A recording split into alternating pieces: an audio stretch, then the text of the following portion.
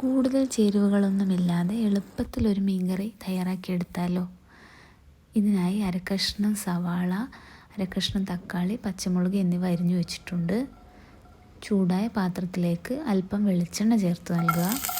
വെളിച്ചെണ്ണ ചൂടായതിനു ശേഷം സവാള, ഉപ്പ് എന്നിവ ചേർത്ത് വഴറ്റുക. സവാള വഴന്നു വന്നതിന് ശേഷം ഇഞ്ചി വെളുത്തുള്ളി പേസ്റ്റ് ചേർക്കാം. മുളക് പൊടി, മഞ്ഞൾപ്പൊടി എന്നിവ ചേർത്ത് വീണ്ടും വഴറ്റിയെടുക്കാം. അതിനുശേഷം പുളിവെള്ളം ചേർത്ത് തിളപ്പിച്ചെടുക്കുക. ശേഷം തക്കാളി, പച്ചമുളക് എന്നിവ ചേർക്കാം.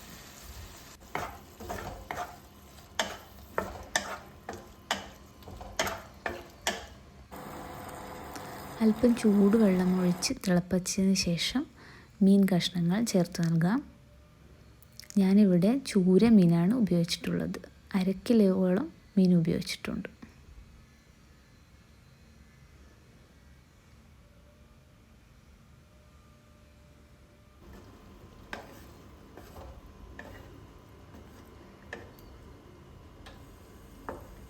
മീൻ കഷ്ണങ്ങൾ ചേർത്തതിന് ശേഷം നന്നായി തിളപ്പിച്ചെടുക്കാം.